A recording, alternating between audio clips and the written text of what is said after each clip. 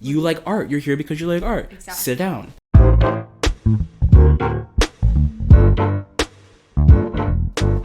It's been over a year since COVID-19 swept across the world and left hundreds of theaters and live performance venues shuttered, with no reopening plans in sight.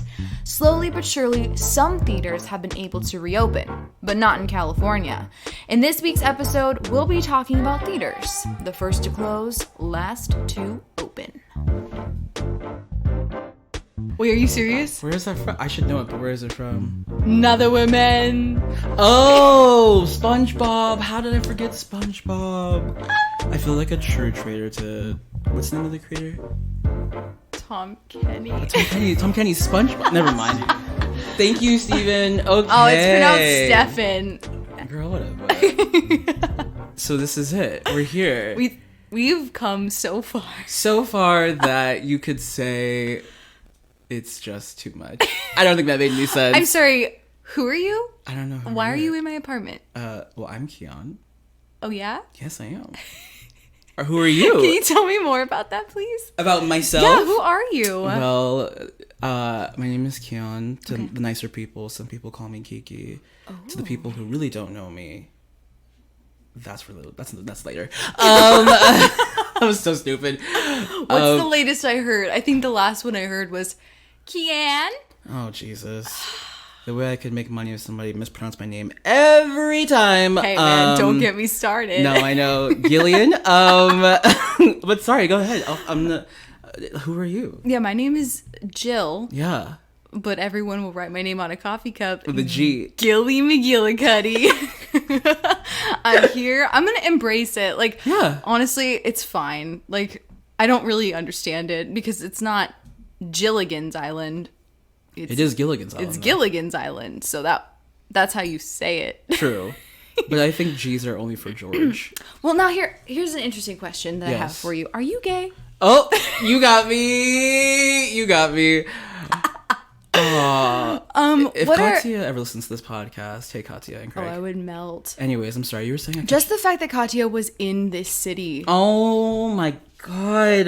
Kian snapped me and was like, "Did you see this shit?" And it was Katya on the Coronado Bridge smoking a cig. And we were both like, "Should we go find her and find her?" Till this day, I wonder what she did. Yeah.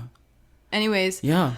So, what are your pronouns? That's a great question. In the constant cycle of discovery of the self, quite frankly, I'm okay with any. I almost said podcast. Whoops. I'm okay with any and all podcasts. Get them over here. My pronouns are the Reed and Las Costaristas. I'm sorry. My pronouns are. Shout out! Come on, Matt and Bowen. Anyways. No, my pronouns are any and all. I do go by he, him. I also go by she, they. If you're really cool, like I said, you can call me Kiki. I'm just a person of respect first, so just be respectful. What are yours? Yeah, thank you for asking. Yeah. I will also accept any and all, but typically she, her. Yep. And also Joe. Oh, I don't know who that is. Sometimes. Oh, God. It just comes, my name is so short, Jill. And it just sounds like Joe sometimes, so I'm like, oh, okay, I'll take it. I must be deaf because that doesn't sound correct to me. That doesn't make any sense. Look, man. Girl, whoever calls Jillian Joe, we'll talk later. Dear God. So let's talk about why we're here. Let's talk about who we are. And we have something to offer from doing this show, other than laughs. So Kian has the wonderful pleasure of working as an artistic associate at a regional theater company in San Diego, California. Here we go, baby. AKA the whale's vagina. Thank you, Ron Burgundy. We love an Anchorman reference. We do. My man. That's right. Yeah, I do. Well, we actually both work at this regional theater, which is Signet. Mm-hmm. Shout out Shout out Signet. Signet Theater Company in Old Town. Don't come because it's closed. Okay, I was like, where's this going? Whoops. Excuse me. No, oh Lord. But we both work there, but Jillian. Why do I call you Jillian? I never call you Jillian. Listen, I will accept any, honestly. No, true. True. Because I grew up being called JJ. Oh. And also Nene. Whoa. Listen. Okay. My parents are interesting people. Hey. We love them. Hi, Mom and Dad. Hey, Jones. Lori Jones. That was probably too quiet. We love them. Yeah, no, we both work at Signet. And, God, you've been there... 5 years. Am I going on my 5th year? No, I'm on 4 because I was... Yeah. Yeah, I'm on 4 because I started there in 2017. Yeah, I actually just got my memory recap of the week you got hired in the box office. Oh, wow. So that was 4 years ago, almost. Oh, wow. Time goes really fast. So Kian and I worked in the box office together. So we got to see a lot of stuff. You see a lot of things working in a box office. You learn a lot because you are, a lot of people pass through the box office. Yes. Not for very long amounts of time. No. Oh, God. Oh, you're right. I don't... We'll save a story for later. Well, yeah, I would love to hear your story. But right now, I am working in the box office as the only box office employee. You're working hard for the money. Which is really sad.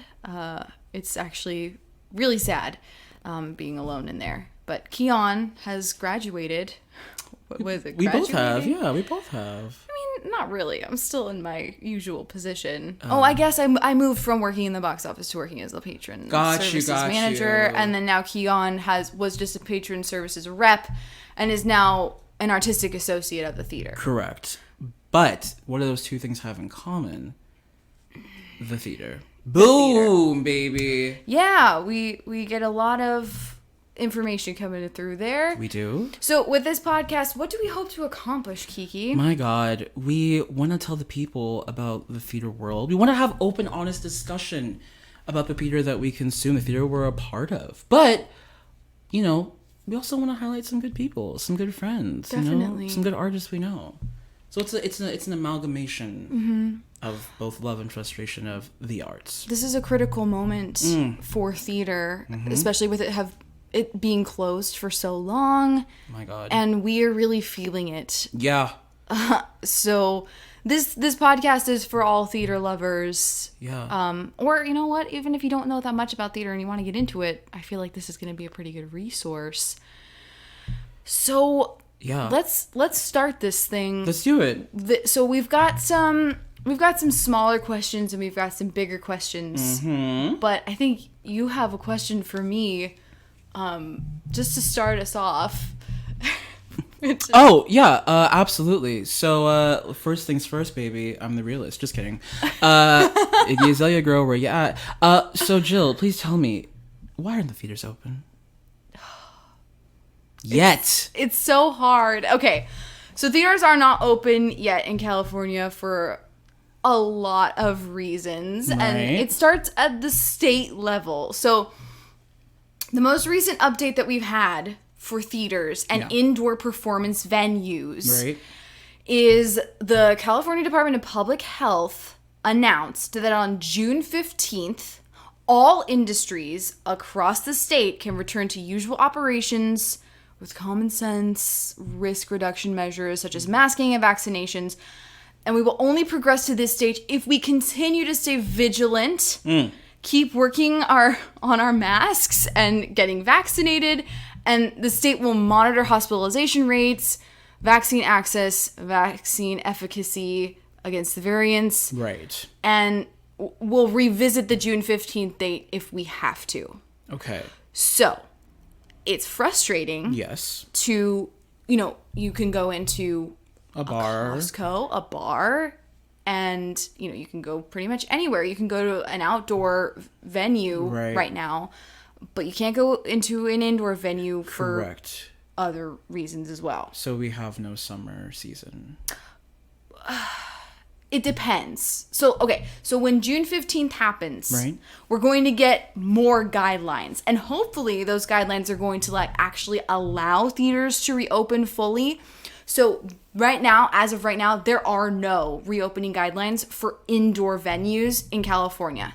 There are other places, like New York has them, right? Because New York is supposed to open on the 14th of September. Yeah, New York is getting there, which is cool. New York, what a hell of a town. Anyways. So theaters took a look at those guidelines. Right. And according to that announcement, California is going to reopen if two things happens. There's equitable vaccine availability. So if vaccine supply is sufficient for Californians 16 years or older who wish to be inoculated. We could get into that if you want. Oh, God. Inoculated. And then number 2, a consistently low burden of disease. So hospitalizations are stable and low. And specifically hospitalizations among fully vaccinated individuals are low. Because that's really important. If the vaccine doesn't work, then that's a huge problem. True. Most people, they got the Pfizer. They got the Moderna. What did you get? I did get the Pfizer, baby. Honestly, full disclosure, we're fully vaccinated. Fully vaccinated. Which we're so grateful for. Like, when I got my first vaccine, I cried, not because I was getting the jab, but because I was like, so, if you would have told me a year ago that I was going to be getting a vaccine. Truth. I would have freaking punched you in the face. Like, it would have been, and I'm a non-violent person. Right. I just wouldn't have believed it. So I cried. You know what? That's fair. I was very emotional, and then the experience was a little anticlimactic. Tell them what happened. It's just because, like, they make you go through all of this paperwork. There's, like, so much rigorous, like, you have to do this and that. I got there. I flashed Christine my card. That was her name, Christine. Oh! Okay, wait. It wasn't that anticlimactic because Richard. Wait, who's Richard? Richard was the doctor who administered the shot. Oh, a doctor. Let me tell you something, baby. Is this? I don't want to be inappropriate on the pod. No, I really got to know about Richard, man. All I'm saying is Richard could have poked more if he wanted to. Moving on. Had to get That's sips not fair. I was mid-drink. I'm sorry. Okay, anyways, I'm How sorry. could you? I mean, my tangents. But yeah, so we're fully vaccinated and very, very happy and just kind of ready. True. But also feeling like we're recording this like a few days after Biden put out that. Sorry. I'm sorry. Keep going. Sorry. Our president-elect Joe Biden. Good old Biden. No, he's just our president. My God. I love him. I'm impartial. He put out the notice that the CDC has said that fully vaccinated people no longer need to wear masks, and everyone in California shut down. Like, it's so confusing because there are still mask mandates in our state, so that does not mean that you can just take down your please mask up signs the second you hear that information. Well, Newsom said something. He said he agreed, then he went back. He kind of like hit a remix and was like, actually, no. But what did he say? I don't remember what he said. I don't know about that, actually. Oh, really? No. I know that he said it, and then he was like, people were like, yo, Newsom. Like, poor Newsom out here can't do a thing without somebody about to attack him. Well, he looks like a villain from Spider-Man. But anyways. Oh, and also he sounds like he's been through a chain stuff. smoker. Smoker, honey. But yeah, he said something, and then he was like, oh, boom. Never mind. Anyways. Yeah. Moving on. Sorry. So, anyways, as far as those categories go, correct. Over 33 million, when we're recording this, yes. Over 33 million vaccines have been administered, and both cases and deaths have been going down pretty consistently since the spike in January. Which is wild, because, yeah, I feel like I have not heard about anybody getting it recently. It's funny, because I think it's not funny, but I think, like, the last thing I heard, I don't know if that was true, was, like, Andy Cohen got it? I don't think that's true. I don't think that's true. I don't think about Andy Cohen. Is he? I don't know. Does he live in LA? He was in New York, right? Oh, okay. Who cares? I don't know. I just think that it's interesting because I just don't know. I just worry because, like, how are we supposed to function in the theater world, right? Like, how are we supposed to trust people to go, like, oh, you can come sit down in a performance with us and take off your mask and everything's cool. Exactly. The actors, all that stuff. Mm-hmm. And so there's still that magic if. Right. So if all of these things happen by June 15th. Correct. What is it even going to look like, though? True. What is it? Are there masks? Are there no masks? Are there, remember back in, like, summer, I don't remember who it was. They were like the first people to do like outdoor stuff, but they were all wearing glass. They were wearing Florida. I remember this. I forget the actual venue, but it was really cool. They did this theatrical installment called The 7 Deadly Sins. Yeah. And the mayor of the town actually worked with the theater company. There were some shuttered venues, they were shuttered storefronts that they built theater sets in these storefronts, and so the actors were acting like inside the store, and the audience was on the outside peering in, and then the sound was like projected through speakers. So cool. Yeah, it is. But that's Florida. That's Florida. Yeah, it's weird. I don't know. Yeah. So it depends. So as far as masks go, correct, and social distancing goes, and safety of audience members, all that jazz. It's probably going to depend on the venue. So, for example, small indoor theaters have a lot of hoops to jump through. We can talk about Signet a little bit if we want to. Whereas theaters like Moonlight, for example, are soaring because they're huge outdoor theaters that you can socially distance in those venues. Yeah, because even the Globe is outdoor, but the Globe is close court. You're smushed up to the person next to you. If you could guess, how many seats would you say that theater is? The Globe? The outdoor Oh stage. Man, that has to at least be like what, 2,000? Maybe a little more than that. I don't know. Let me see. It's big. Like that space is big. I've only seen like 1 or 2 shows in there. The Old Globe Festival stage. Because that's where they do their. That's where they do their stuff. But somebody called Barry Edelstein. Yeah. Wait. Oh, 600. That's it? Wait, yeah. No. Is this the fully enclosed? Oh, that's the Darlene Shirley. Okay. Hold on. Oh, here it is. Lowell, yeah, 615. 615, that's it? Yeah. So the last guidelines, I believe, said you can open up at 20%. Change that. Now, Kian, what happens if your audience count gets to, I don't know, below 80% at a theater? You're screwed, aren't you? That's not it, honey. Yeah. You can't really function.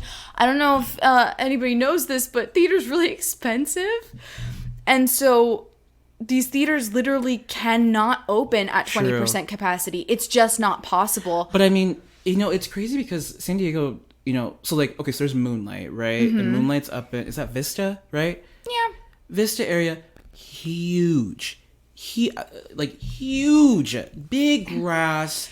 I mean, just insane. We used to go there in high school. I used to, when I was VP. You did? Yeah, when I saw the Who's Tommy there, and I forgot what else. Not my favorite show. And Moonlight's like famous for doing like big concerts and like the shows that, the flashy shows. Come on, Chicago. What do you say? Your family wants to come and see, Get your blanket and go sit on the grass. Do they have grass? Yes, they do. You can go. You can either sit like in the seats, or you can go on the grass. Full disclosure, I've never been to Moonlight. Oh, okay. Never. Listen, only because of high school. Thanks, Greg Osborne. Oh, that's so cool. And Paul Reams. They're not listening to this. But yeah, that's that versus like the Globe. The Globe, like I said, the Globe is like it's just like you think about like SeaWorld's. Yeah, like SeaWorld, where it's like you're sitting pretty close to the person. There's like specific seats. So that's why I feel like Moonlight can get away with it, but the Globe is... They've come under some fire, man. Like, people have been angry at them. Oh, tell me about that. Well, people have been so upset because they're just like, you have the outdoor theater. Like, what are you doing? Like, I mean, everybody's antsy. Everybody wants to have their chance to go sit down and clap for their friend and go, oh, yay, we love theater. But, Barry, who is the artistic director of the Globe, has been very open about the fact that he's like, I do not want to be a place where people show up and then it's the headline that they got sick at the Globe. Like it's like the Globe is the new place where everybody's been. And he also mentioned that like he had a plan, and then this whole CDC thing came around, and he's like, that's changed everything for us. We have to rethink it. Exactly. Yeah. So I actually have some things to say about that. So like theaters are frustrated, and that's it's understandable that the theaters themselves are frustrated. And in the state of California has not made it easy for them to plan a phased reopening at all. Yeah. There were guidelines released with the blueprint for a safer economy back later this year. Right. And that outlined theme parks and performance venues. So that's why you see Disneyland reopening and baseball coming back. Yeah. But those guidelines are intense. Yeah. A lot of things need to happen in order for theaters to come back. And being that they've all been shut down for so long, all that money that would go into making theaters COVID compliant seems pretty daunting. Yeah. And then this potential all clear from the state on June 15th would make those efforts a moot point. Oof. Yeah. My lord. Child. So That's a lot. there's a lot of like logistical and technical reasons that theaters are having a hard time in California. Absolutely. But I mean, so like opposed to the more important things, right, that have been brought to light over this year. Can I get a drum roll in the room? Social justice! Oh my God. So like the shit that actually matters that has artists wondering whether or not they even want to go back. Right, because I mean, here's the let's make it clear, Barbara. Let's make it clear, Stacey Ann, Linda May, darling dear. If you don't care about your artists, you don't have theater, girl. Well, if you don't have artists, you don't have theater. Correct. And so it's kind of, wild. It's imperative. It's wild that, I'll just say it right now. People like me, I'm not a theater performer. I'm not an artist. I'm not like out there acting and, I'm not the one actually making these shows go up. Same. And I still have my job. Yeah. And there are artists out there who are literally and figuratively starving to get back to work, who need to get back to work. Yeah. And they haven't been able to. And they're going to be some of the last to be rehired. Which is very scary. And you know who's not helping on all of that situation? Good old equity. Equity? Equity, honey. Okay. Messy child. So Actors Equity is one of the reasons that theaters are not open yet. I'm sorry. I don't know if this is controversial. Like, I'm not sure if it is. But Equity has strict guidelines for bringing actors back into the space. And talk about it. I don't know exactly what those are, but I do know a few things. Okay. So I do know that as far as like airflow in theaters are going to have to be up to a certain code when it comes to their AC units. Which is expensive. Very expensive. And, some of the smaller theaters, who knows if they're even going to be able to do it, but like, who's going to think about stuff like that? Who's thinking about the freaking AC? I don't know, man, because, baby, we're not opening in summer, but you know darn well, like, how many times in the summer the first two questions people ask are, is there an intermission and is there AC? Exactly. So people, even though I will agree with you, when I think about AC, I think on a very basic level of like cooling, like, hey, give me that air. But yeah, that, COVID is a thing that is spread by... It's an airborne virus. No, it's not airborne. No, not airborne? It's an airborne pathogen. Okay, yeah. Our producer Eric is telling us. We didn't. Oh, thank you, Petunia. Shout out to our producers. We have Dillon Hoban. Is that how it's pronounced? I believe it's Hoban. And Erica Petunia Clark. It's Eric Petunia Clark. We love them. Anyways, shout out to our producers. We love you. They have been trying not to laugh this whole time. Patient with us as we keep winding that nonsense. So funny. Okay. So Equity, right? Yeah. That's what we're talking about? Yeah, so do you want to talk about what happened in April? Whew. Okay, so April 22nd, right? Let's picture the day. Okay, the day. Hundreds of theater artists marched down on Broadway in protest. Okay, and what were they protesting? Okay, so they're protesting the film and theater producer, the man himself, Mr. Scott Rudin. Is it Rudin? Rodin? I don't know how to say it. Scott Rudin. Because he's rude. Yes, long abusive, very bad bully. Alleged. But there was that article that came out in like Vanity Fair about how like that A24 person was coming and he like threw a potato at God. Like rude. But anyways, yeah. And like I need to make it clear. I'm Roxy Andrews. I'm here to make it clear. I'm Roxy Anderson. I'm here to make it clear. I know you love me, baby. That's why you brought me here. It was a bitch on season 5. I'm here to make it right. Okay.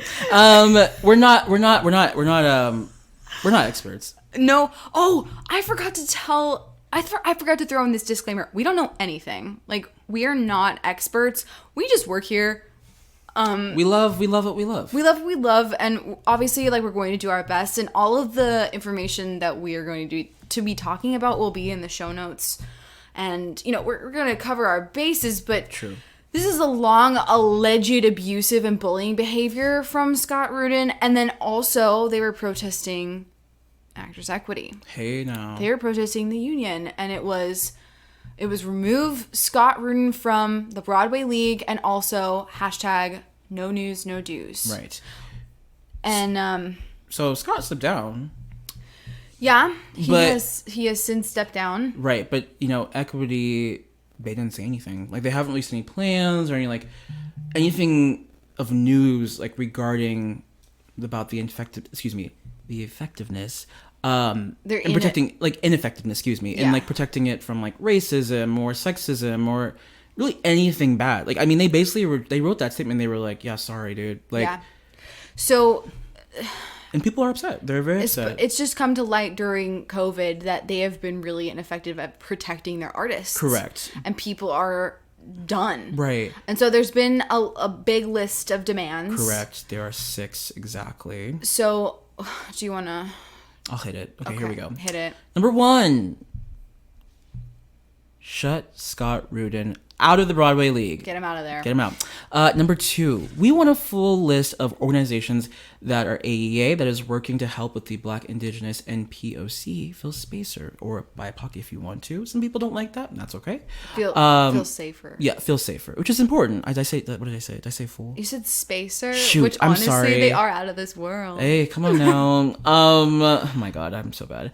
Number 3, we want a full report on how the 2019-2020 equity dues were spent and what percentage was spent to help conservations around diversity. Remember that D word, honey. So that one is, I honestly cannot believe that that's not public knowledge. Yeah. Okay, so you're in a union. Yeah. You're paying your union dues. And you don't, yeah. And you don't even know how that money's being spent. True. I mean, honestly, equity went dark during the pandemic. Like, I didn't hear anything from that. Now, I'm not full disclaimer, I am not a part of Actors Equity. I don't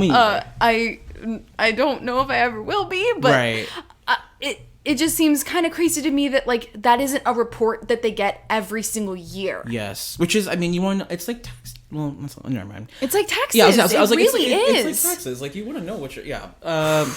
Anyways, my God. What's number 4? So number 4 is achieve greater inclusion for the trans and non-binary artists, baby. Why hasn't this happened yet? And as far as inclusiveness goes, that means actors, producers, directors, playwrights, writers, across the board. I mean, is the argument about like the bathroom still a thing? Is that still a thing? Because my gosh, people were so angry about that, and I was like, yo, it's just the bathroom. Like, let people pee. Remember when Kinky Boots was like, let's just pee. It's just urine. Like, calm down. So I think that the one state, and I don't remember which state it was, the one state that did pass a law. Correct.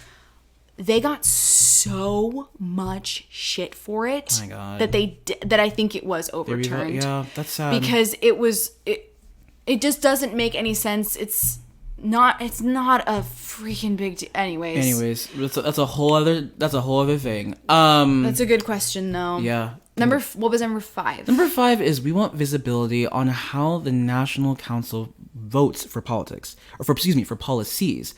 So also wanting efforts that improve diversity within the council. Okay, which that's very important, honey. Yeah. Very important, because we all know how rigorama voting can be. Once again, we're not going to get on that.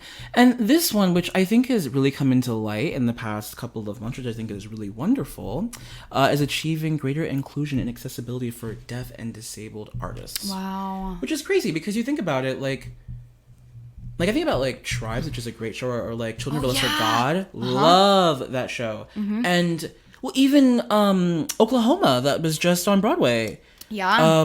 Yeah, and the young woman won, who, and people were like, oh, like it was so awful. They're like, oh, she's in a wheelchair, and it's like that does not stop her from being a bomb ass performer. Like, watch your mouth. Anyways, That's so fascinating to me because theater is like the perfect place to be inclusive because we are telling people's stories. Correct. Well, wow. I mean, even like, Karen Olivio, God, that, I wish I brought my notebook. That video she released, she did an IGTV where she's walking away from Moulin Rouge. Like, she's like, I'm not doing it. Oh my gosh, I remember this. And she's like, I want to, like, she was like, what did she, oh, she was like, people are worth more than your paid books or like your checkbook. Yes. I mean, she like, I watched this. She laid it down, and I was like, like, what a power move. And you know what's crazy? You know what's really crazy? Ugh, I'm so hurt saying this. Listen, Broadway icon Miss Sutton Foster. I was gonna bring like, it up. Was like, I don't know, like, I've never dealt with this, and I'm like, girl, Sutton, come on, mama, like, you got to be better than that. Yeah. Like, I understand that not everybody wants, like, I understand that there are two people in this world. There are people who, you know, I think people like us who, like, we enjoy what we do, but we understand that comes with responsibility. And with that responsibility, you make room for others, you make space for others, you do what you can to be an advocate. And then there are people who they just want to perform. Yeah. They don't want the two worlds to collide, and that's fine. However, you can't do that. In my opinion, you can't do that. You cannot sit back and choose to be like, oh, you can't go like, this is a bad example, but you can't be like, I don't know how to like wash a car. I don't know. It's like, you figure out how to do it. You can't just make an excuse of I don't know as an answer that's suffice to say I can't do this. You have to step up to the plate with that much power too. When you get that big, exactly what you just said, power. When you get that big and you have that much of an influence, you have a platform. A huge platform. So what you decide to do with it matters. And like, we've talked about this before. We've talked about J.K. Rowling. Woo! And like the issues that surround her words that are pretty turfy, and like the reason that it's such a big deal is because of her platform, the amount of people that she reaches just on her Twitter alone. So you have to take some type of responsibility as an artist, and there are examples of artists who did stand up, and they were a part of this march on Broadway. Yep. So, wonderful, iconic Elphaba, Eden Espinoza. Oh, God. So came up in an Instagram post, and she basically said, I will pay my dues when you have a plan of action and actually prove that you are taking care of your members, which we already know you're not, which we already know you don't act in our best interest. You're in bed with producers and theater owners, which makes it hard to give people answers when your mouth is in a compromised position. Yes, I said it. Do better. Protect us.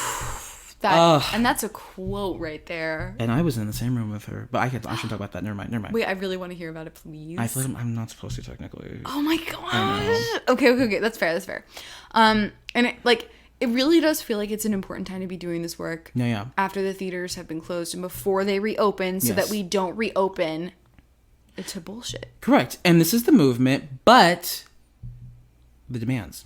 Have they been met? The answer is somewhat. Some. I mean, the most straightforward thing is like Scott Rudin resigned from the position in the Broadway League.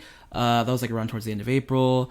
Equity did respond to the demands with a statement, but did not produce the materials that were demanded. So, of course, that leaves a lot of... I almost busted out into the Dixie Chicks. I was like, wide open spaces. But it leaves a lot of open space for questions. And it's frightening because, you know, I mean, like, New York is barreling open, baby. New York said, we're going. Yeah. Full steam ahead. Full steam ahead. September 14th, dude. But... good old California, we're still sitting here. Yeah, and one other thing that did happen was the Black Theater Matters bill was passed. And I will definitely link that in the show notes. But thank you. it really, it's just crazy to me that it took until 2021 right for all of this to happen. Yeah. And at the expense of other people too. Yeah. And so many theaters in San Diego, even while they're closed, are releasing, I think the Globes is like the roadmap to... Yeah, and the Playhouse has, their response to We See You at American Theater. Oh, yeah. Can you tell me a little bit about We See You? We See You. We See You has been on a bit of a break, but, beautiful, beautiful anonymous organization that started in response both from the Black Lives Matter movement last summer, but also just, like, the openness about the fact that, like, people of color are so mistreated in the arts industry. Yeah. And being just people in general are, like, as much as we love it, we can't ignore that. Yeah, but BIPOC artists are the ones artists who are, like, who suffer the biggest blows, and being very open and being very honest about the fact that it's like, we will no longer allow you to let us be the things that make you money while you sit around and disrespect us. Like, like, we will not allow you to, like, do the black show and just be like, well, we did the black show and we passed, or like any show. My God. Like, I mean, let's be real. Most theaters don't even know how to produce a show that is, never mind. They can't. Okay. Name me theaters that know how to produce things that, never mind. Well, they also don't know how to market them. That's one of the biggest problems. They don't. Even if a theater does do, let's just say, like, a Latinx play. I'm not adding any particular theater right now. There are marketing directors who literally are like, I don't know how to market this. How do I find this audience? Are you fucking kidding me? We live in San Diego. Find it, honey. The Movement Theater Company, shout out to them. Oh, yes! Shout out to the Movement Theater Company who did Alicia Harris's What to Send Up When It Comes Down. And in order to, like, appeal to the larger Black and Latinx community in Harlem, set up like in grocery stores and banks and every place that they could that they get people to interact with it, a little stand that would say, if you have the time, write a love letter to a black person. If you want it to be heard out loud, which you read, you come see the show. It's here at this date. Like, that's how you do it. Yeah, that's how you do get it. people to feel like they're a part of something. Yeah. It's about feeling like you're a part of something. You can't sit on the sidelines. And you go out into the community and you actually talk to people and you give a shit about what they have to say. Yep. But that's what We See You is trying to get up at. It's like, it's number one, it's demanding that respect be given to artists of color. But it's also saying, those of you who have sat up and done some real bad things, honey, you better sit down. Because we see you. We see you, baby. And people have been they've been clutching their pearls. Because they know Broadway League's number one. Yeah. For good reason, too. Oh, my God. Wow. I'm just going to say it. So, you know how they had that whole thing with Trinity? Yeah. With that Connie? I have a friend who knew exactly who that was. Wow. And was like, it was such a mess because, like, that individual was, like, the theater's, like, number 2 donor. But, like, that's what I'm talking about on Trinity's part. Do you want to say more about that for people who don't know? Yes. Okay. So, when We See You, they came out with a series of demands. I do not remember them all off my heart. I'm very bad about that. There's a website. There's about 13 of them. I signed the letter came out last summer. I signed it. I mean, people across the nation signed that thing. Both small and large artists signed it. Wonderful website. We See You, WAT. Go to it. Look at their demands. That's so important to read if you do not know about it. But theaters responded to that. They were like, yeah, we have a response. Not everybody, but most people who had a sense of mind did. And Trinity Theater Company said that, and there was a donor who they, of course, the best thing about We See You is that it's anonymous. They don't put people out there in danger. It's respectful. Yeah. But a very an anonymous donor was just like, this is ridiculous. I don't see why you would have to comply to any, like, this is basically, it was just like, get out of here. Like, I don't give you my money till you can, slap me in the face with, Connie was like get upset. Your Connie. And that's my grandma's name, actually. I think about Connie Francis, who I love. But God, Connie Francis. I was this many years old when I found out that Connie is short for Constance. And we're gonna move on from that. But they were, Trinity was just like, you don't have to come back. Like, put the foot down and was like, you don't have to give your money. We don't want your money. We don't want your money if you feel like you have a problem with human rights. Yeah. But yeah, my friend, who I'm going to keep anonymous, but they were like, yeah, like, it was awful because they were a top donor. And, like, of course, it was like, oof, we just lost somebody who gave big bucks. But once again, human rights, baby. Human rights. Taking care of your artists, it's important, baby. Like we said, really, with no artists, you don't have any theater. It really is. Yeah. Yeah. So that's where we're at right now. Yeah. And, you know, the answer to the big question, Correct. which is when are we going to reopen, is we still don't know. No. We would love to know. I True. would love to be able to answer the phone and tell people, oh, yeah, this is the day, and we're going to come back, and it's going to be great. But we don't know what it's going to look like. We don't know how it's going to be. One thing we didn't talk about is, like, backstage. And, like, how do you socially distance actors in some of the backstage spaces? I'm sure the working actors in San Diego know that these backstage areas are tiny. And that's a cesspool of filth. So tiny. Yeah. And how are you supposed to socially distance back there if that's even going to be a part of this? True. Are vaccinations going to be required for the artists, for the staff, True. for the patrons? True. Which that is something that terrifies me as a worker. And shout out to everyone who is working right now. I feel for you. But I think it's important, you know, as we go forward, to just remember, like, where you stand, you know? And just to remember that, like, it's going to be I think it's going to be difficult. But I think that, to quote the great Robbie Luffy. Oh, shout out Robbie. Shout out Robbie. To be daring and to be renegade artists. To, like, stand your ground. I love that. Me too. So here's to reopening whenever she happens. Here's to reopening. Clink. I do have a question for you really fast before we wrap this up. If you had to step into one of the theater spaces in San Diego, okay, how do you feel about that? How do you feel about going back into a theater space? Just as like a patron or like as an artist, just in general. As a black man. You know, I want to feel hopeful, but I'll say that I walk back in excited to be back in a room. Okay. But I have I'm paying attention. And not to cause a problem, but I'm paying attention. I'm paying attention. Because I don't know if the work has fully been done, like we said. And of course, things take time. Yeah. But there's also been a lot of time. There's been a lot of downtime to do that work. So. And figure it out. And the the social justice roadmaps. True. All of the promises that have been put out. Do you feel like they are going to meet those promises and they're going to live up to them? I can only hope. But I think any person who's smart would know that they're out there. So you cannot function and think that people won't notice. And no one's trying to attack. It's just it's time.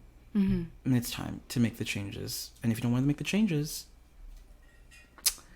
well, honey, go home. That's a door. As they say in the speech and debate world. Oh my gosh. Speech and debate kids out there. Thank you for being open and being honest with me about that. And so we're gonna close this out just by honoring each other. Honoring love. You know that I do love me a good horoscope. I don't read them enough, but here we go. Kiki, what are you? I am the whole thing. Give it to me. I am a Sagittarius sun. I'm a Libra moon. I'm a Virgo rising. Capricorn Venus. Wow, love that. Yup. I only know my sun, my rising, and my moon. And you are? I'm a Virgo. Okay. Sun. And my rising is Gemini. Correct. God. And then my moon is in Pisces, which means I'm a mess. What's that song? Never mind. I can't think of the song right now. I'm going to read your horoscope. Are you ready? Please. Oh my gosh. Oh no. Wednesday, May 19th, 2021. You're having way too much fun to worry about what comes next. Oh. It may be time for you to flirt shamelessly with that new coworker. Well, I don't have a new coworker. Or to play silly games with your family members. Just do it. Thanks, Nike. I hate that. I couldn't hate this anymore. I don't love this. Is why I don't read horoscopes. Hate this. Okay, go. This is garbage. You do mine. Okay, here we go. Virgo. Oh, the maiden. Interesting. That's kind of is that sexist? Anyways. Totally. Here we go. You can always take positive steps to ensure better health. But right now, you are in the perfect position to leap even farther ahead. It's a really good day for you to get serious about exercise or diet. And this is why I say horoscopes, you're full of crap. Ladies and gentlemen, it's been fun, but we're never doing this again. Nope. Oh my god, I really don't like horoscopes, but I appreciate that we just shared that moment, especially because now people are gonna think you're a Gemini. JK. I'm really not, though. You're a Virgo. But my favorite podcasters, shout out ATWWD, they're both Geminis, and I love them. Yeah. But I don't usually like Geminis. And it's just like, it's fine. I love astrology. I think it's the millennial thing. Shut up. Oh my god. Oh my god. Okay, I have one more question for you. What's your favorite TikTok right now? Oh god, you knew. You set this up. Okay, this is the last thing. Yeah. Oh, it is the TikTok of the old gays. And it's them going, boomers got the vax. And he goes, but boomers got the vax. He goes, well, I know about the vaccine, but I don't know who boomer is. And he goes, you guys aren't boomers? He goes, oh, baby boomers. He goes, no, you see, Bob and I are baby boomers. He is not. And he goes, no, I'm a baby boomer. He goes, anybody born between the years of 1945 and 1935 and 1950, whatever, are a baby boomer. And he turns and he goes, boom. And then he goes, no. That's my favorite. I wonder, does anybody know the legality of playing TikToks on I wouldn't podcast? chance it because that's legal stuff. It's going to be a dope photo, babe. You're looking hot. Make sure it's a good angle this time, Nathan. Last photo you took, I look like a fat little bin chicken. No, it's epic. The way the light's hitting you, babe. You look like a phoenix or some shit. Oh, watch out for the wave, babe. Oh, shit. It's a TikTok of two little seagulls with cartoon hats and arms drawn on. And Drop the name. at Mr. Sam Cotton. Thank you, Sam. They're verified. Go check it out. And then Kian's is The old gays. Old Gays on TikTok. Wait, speaking of follow, if you want to follow us for more stuff, Yes. you can follow us at patricktheater.com. You can go to our website, patricktheaterco.com, which is, the website is brilliantly made by our producer and fellow Patchwork Collective member, Dillon Hoban. Yeah, this is it, man. Like, we did it. And yeah. And you can follow us on Instagram at Patchwork Theater Co. I said that already. You did? Didn't I? Wait. Say it again. Just say it again. Be safe. Patchwork Theater Co. There we go. And that's it. Yeah. If you like this, just keep on keeping on. Yeah, so the plan is to do this every twice a month. You're welcome, and I'm sorry. And that's all she wrote. Bye. I love you. Bye.